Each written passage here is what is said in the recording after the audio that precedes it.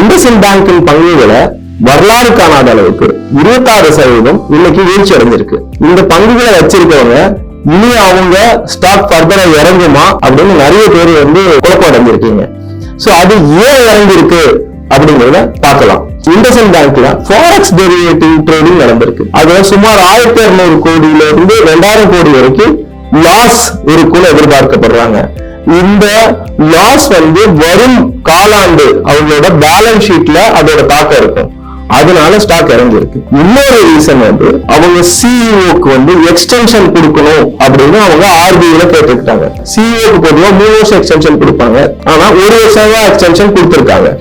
So இது என்ன அறிவிக்குதுன்னா பேங்கோட பேசிக்கா ஏதோ பிரச்சனை இருக்கு அப்படின்னு இன்வெஸ்டர்ஸ் எல்லாம் என்ன பண்றாங்க, அந்த ஸ்டாக்க விற்க ஆரம்பிச்சிட்டாங்க. இதே போல வீழ்ச்சி அடைஞ்சதுன்னா ஸ்டாக் 550 ரூபாய்க்கு வரலாம். உங்க கையில பணம் இருந்ததுன்னா 500 ரூபாய்க்கு கீழே கிடைச்சதுன்னா இந்த ஸ்டாக்க வாங்கலாம். பணம் இருந்தால் இந்திய அரசோட அணுகி நீங்க ஸ்டாக்க ஃபர்தரா வாங்கணுமா வேண்டாமா நீங்க முடிவு எடுத்துக்கோங்க. இது போன்ற தகவலுக்கு யூடியூப் சேனலை பாருங்க. நன்றி, வணக்கம்.